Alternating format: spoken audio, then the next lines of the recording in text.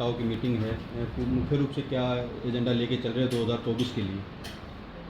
लोकसभा प्रवास योजना के निमित्त आज कार्यकर्ताओं की बैठक है और उसमें आशीष सूद जी इस बैठक को, जो सोनीपत लोकसभा की हमारी बैठक है, उसके प्रमुख कार्यकर्ताओं को बुलाया है। और जो यहाँ पर कार्यक्रम चल रहे हैं, जैसे हमारे केंद्रीय मंत्रियों के प्रवास हैं, हमारे स्टेट्स नेताओं के प्रवास हैं, उन सब को लेकर के आज जो हमारे प्रमुख कार्यकर्ता हैं लोकसभा के, जो हमारे विधानसभाओं के संयोजक हैं, प्रभारी हैं, हमारे लोकसभा के संयोजक हैं, प्रभारी हैं, विस्तारक हैं, उन सब से सीधी एक कार्य की समीक्षा करते हुए उनसे बातचीत करेंगे। आज उसी को निमित्त आज यहाँ बैठक का आयोजन किया है, ताकि 2024 में हरियाणा प्रदेश की 10 की 10 लोकसभा की सीटें दोबारा फिर जीत करके आदरणीय नरेंद्र मोदी जी को बड़े मैंडेट के साथ 2024 में फिर 400 पार सीटों से उनको तीसरी बार प्रधानमंत्री, जिस प्रकार के काम नरेंद्र मोदी जी ने देश की एक तस्वीर, एक दिशा, एक दशा बदलने का काम इन 9 वर्षों के अंदर आदरणीय प्रधानमंत्री जी ने किया, ये देश के 140 करोड़ लोगों के लिए गर्व की बात है। आज उसी को लेकर के हमारे यहाँ सोनीपत लोकसभा के प्रमुख कार्यकर्ताओं की बैठक थी, उसमें हम आए। सर, इंडिया और भारत को लेकर भी इंडिया के कुछ नेता हैं, वो लगातार बयानबाजी कर रहे हैं, उसको कहाँ देख रहे हैं आप? जिस तरह से देखिए, जिस प्रकार से केजरीवाल साहब ने आम आदमी को बदनाम किया है, उसी प्रकार से कांग्रेस पार्टी भी इंडिया को बदनाम करने में लगी हुई है। और जब महात्मा गांधी जी ने ये बात कही थी कि कांग्रेस को ये दुकानदारी को बंद कर देना चाहिए, कांग्रेस को समाप्त करके कोई दूसरा दल बनाना चाहिए, आज ये दुर्भाग्यपूर्ण है कांग्रेस के नेताओं का कि हम देख भी रहे हैं जिस प्रकार से सनातन धर्म के ऊपर वो कटाक्ष कर रहे हैं।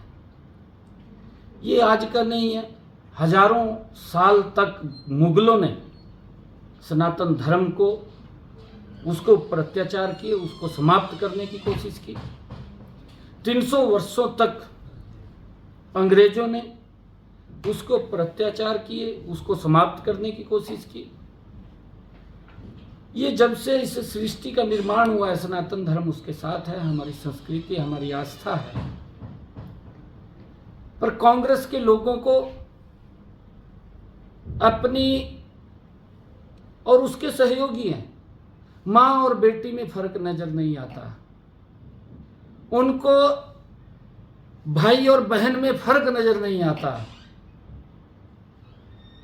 और जब ये फर्क नजर नहीं आता तो हमारा देश ये सनातनियों का देश है, सनातन धर्म को मानने वाला देश है।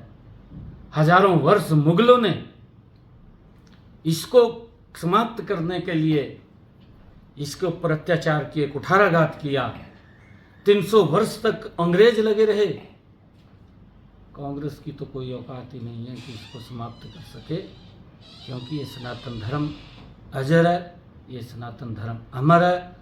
किस प्रकार की बयानबाजी ये इंडिया के लोग, जिन्होंने इंडिया को भी बदनाम करने का एक साजिश रची है, और उस साजिश के तहत बम्बे में बैठ करके इन्होंने जो मीटिंग की, उस मीटिंग के बाद कांग्रेस के बड़े नेता जो अपने आप को राहुल गांधी की नाक का बाल बोलते हैं, सुरजेवाला, वो बोलते हैं कि ये देश के लोग राक्षस हैं, जो उनको वोट करने वाले लोग हैं उनको राक्षस की संज्ञा देते हैं। और जो उसके एनडीए के घटक दल हैं वो बोलते हैं कि सनातन धर्म एक डेंगू है, मलेरिया की तरह है। और एक दूसरा घटक दल बोलता है कि ये HIV है। ये किस प्रकार से इस देश की संस्कृति को, ये कांग्रेस के बस की बात नहीं है, क्योंकि ये सनातनियों का देश है, मैंने कहा है। और इसके ऊपर हजारों सालों तक मुगलों ने इसके ऊपर कुठाराघात किया, ये तब समाप्त नहीं हुआ। 300 वर्ष तक अंग्रेजों ने इसके ऊपर कुठाराघात किया, ये तब समाप्त नहीं हुआ तो कांग्रेस की तो कोई औकात ही नहीं है कि इसको समाप्त कर दे। और आने वाले 2024 के चुनाव के अंदर कांग्रेस को सबक सिखाने का काम ये भारत की जनता करेगी।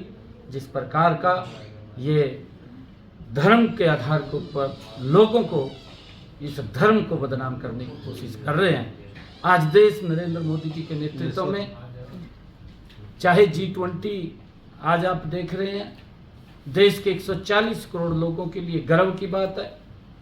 आज दुनिया के बड़े बड़े राष्ट्र अध्यक्ष, शक्तिशाली देश जिसकी अध्यक्षता आदरणीय नरेंद्र मोदी जी, जिसकी अध्यक्षता भारत कर रहा है, आज पूरे देश को 140 करोड़ लोगों को गर्व है। और उनका जो यहाँ पर, क्योंकि हमारी सनातन संस्कृति में उनका हमें स्वागत करने का भारत को यह अवसर मिला है। और नरेंद्र मोदी जी ने जिस प्रकार से भारत के गरीब से गरीब व्यक्ति तक योजना के माध्यम से उन तक लाभ पहुंचाने का काम किया, ये हमारे लिए, क्योंकि देश का जो गरीब व्यक्ति है, जो देश के अंदर गरीबी को हटाने का काम पिछले 9 वर्षों में नरेंद्र मोदी जी ने किया। और कांग्रेस लगातार देखी जा रही है सर, कई जगह लात घूसे भी चले हैं हरियाणा के अंदर, उसको कहाँ देखते हैं, किस तरह की आपके क्षेत्र में भी रही है? देखिए, कांग्रेस आपस में द्वेष का शिकार है। एक मंच के ऊपर वो इकट्ठा नहीं हो सकते। शैलजा रणदीप का गुट अलग है, भूपेंद्र सिंह हुड्डा का अलग है। एक मंच के ऊपर वो इकट्ठा नहीं बैठ सकते। और जिस प्रकार से अगर वो मंच के ऊपर आते हैं और किस प्रकार का तांडव देखने को मिलता है, एक शहर के अंदर 2-2 कार्यक्रम, वो क्या देश की रक्षा करेंगे? क्या वो प्रदेश की रक्षा करेंगे? क्या वो प्रदेश के आवाम की रक्षा करेंगे? उनके अंदर अपने आप ही इतना बड़ा द्वेष है। और उस द्वेष को लेकर के, क्योंकि विकास के अंदर पिछले भी समय के अंदर लोगों ने भुगता है, और आगे क्योंकि कांग्रेस ने जिस प्रकार के अत्याचार किए थे उनको आज भी नहीं भूले। और कांग्रेस के जो लोग हैं, जो कांग्रेस पार्टी है, पूर्ण रूप से समाप्त हो चुकी है। और मनोहर लाल जी के नेतृत्व में जिस प्रकार से आम व्यक्ति को भी और समान रूप से विकास हरियाणा प्रदेश का हो रहा है, उसको लेकर के लोगों में बड़ा। मुख्यमंत्री की बात करें, जन संवाद लगातार चल रहा है और लगातार बयानबाजी उनकी तरफ से की जा रही है। मांगा था एक फैक्ट्री खोलने के लिए, लेकिन चंद्रयान पर पहुंचाने की बात उस मुख्यमंत्री की तरफ से की गई है। इस बयान को कहाँ देखते हैं? देखिए, क्योंकि ऐसा नहीं है, लगातार प्रदेश के अंदर अगर आप लोग देखेंगे, आप आंकलन करिए, क्योंकि आप जागरूक मीडिया है।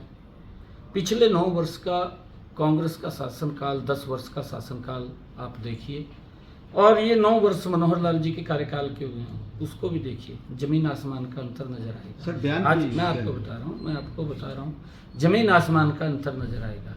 आज मनोहर लाल जी ने, जो कांग्रेस के समय के अंदर मात्र धान और गेहूं की फसल ही MSP पर खरीदी जाती थी, जो केंद्र खरीदता था, उससे ज़्यादा कोई फसल नहीं खरीदी जाती थी। मनोहर लाल जी ने आकर के 14 अन्य फसलें किसान के MSP पर खरीदने का काम किया।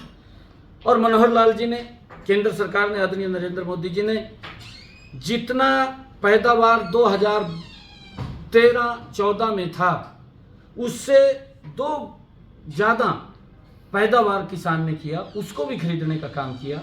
लगातार MSP बढ़ा करके देने का काम किया, मैं आपको बताना चाहता हूं। और उसके साथ साथ मनोहर लाल जी ने जिस प्रकार से बिना पर्ची के, बिना खर्ची के रोजगार देने का काम किया। आज गरीब माँ का बेटा भी, उसको भी आज बिना पर्ची, बिना खर्ची के रोजगार मिल रहा है। और मैं आपको एक और बात, ठीक है सर, मैं बयान की पूछ रहा हूँ। हाँ, जिस तरह से एक जनसभा में एक महिला का अपमान एक चंद्रयान पर किया गया, उस पर क्या कहना सर? उसी के ऊपर आ रहा हूँ मैं।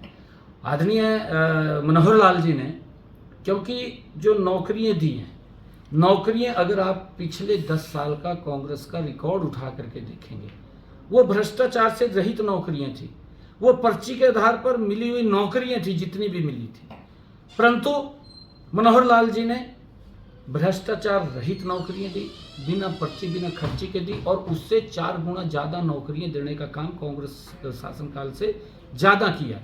मैं ये बात आपको कह रहा हूँ कि मनोहर लाल जी ने लगातार 9 वर्षों के अंदर हरियाणा प्रदेश का समान रूप से विकास किया। नहीं तो हम देखते थे कि एक क्षेत्र की बात होती थी, अगर कोई मुख्यमंत्री बनता था, जैसे कांग्रेस की सरकार आई तो लोग बोलते थे, आम एक जनमानस के अंदर बात की जाती थी कि रोहतक का विकास हो रहा है, बाकी की अनदेखी हो रही है। परंतु आज ऐसा नहीं है। आज अगर आप कालका से लेकर के नारनौल तक देखेंगे तो हरियाणा प्रदेश का समान रूप से 90 की 90 विधानसभाओं का विकास आपको दिखाई देगा। कोई व्यक्ति ये कहने वाला नहीं कि मेरे क्षेत्र का विकास नहीं हो रहा। जितना बजट आधार के ऊपर उसके अंदर काम हो रहा है वो लगातार मनोहर लाल जी कर रहे हैं। और क्योंकि उसका क्वेश्चन क्या था महिला ने कहा सर महिला ने यहाँ पर एक फैक्ट्री लगानी चाहिए जो महिलाओं को रोजगार मिले। देखिए, लेकिन उन्होंने कहा, मुख्यमंत्री की तरफ से बयान, वो सामने से बयान आया कि चंद्रयान 4 बन रहा है, उस पर आपको चांद पर भेज दिया जाएगा। ये पहली बार है कि जो इंडस्ट्री पॉलिसी बनाई है मनोहर लाल जी ने, इंडस्ट्री पॉलिसी बनाई है, और उसके अंदर ABC 3 ग्रेड के अंदर डिस्ट्रिक्ट को बाइफरकेट किया कि A ग्रेड, B ग्रेड और C ग्रेड, और उसके तहत ही जो पॉलिसी बनी है उस पॉलिसी के तहत लगातार इंडस्ट्री भी आ रही है। ऐसा नहीं है ये कोई व्यक्ति अगर ये बात बोलता है, मैं यही बात कह रहा हूँ कि मेरे यहाँ ये इंडस्ट्री लग जाए, तो इंडस्ट्री अच्छी बात है, इंडस्ट्री आनी चाहिए, इंडस्ट्री के लिए कोई विरोध नहीं है, परंतु उसके सारे पैरामीटर्स होते हैं। अगर आकर के मैं कोई बात बोल रहा हूँ, मैं अगर आकर के कोई शब्द बोल देता हूँ और वो उसकी एक बड़ी पॉलिसी है, पॉलिसी के तहत ही वो बनता है, तो उसके तहत ही वहाँ पर इंडस्ट्री है। हिसार के अंदर ऐसा नहीं है, इंडस्ट्री जोन है, वहाँ पर भी इंडस्ट्री है। PPID ले लो, PI ले लो, प्रॉपर्टी ID ले लो सर, हर तरफ आम जनता का जितना भारी नुकसान हो रहा है, एक ID को ठीक कराने में कम से कम एक व्यक्ति के 100 से 500 रुपये जा रहे हैं। प्रॉपर्टी ID में कम से कम 500 रुपये खराब हो रहे हैं। देखिए, बेवजह एक एजेंसी सरकार ने लगाई थी कि उसका सर्वे करेंगे, लेकिन वो सर्वे भी सारा गलत कर दिया गया है।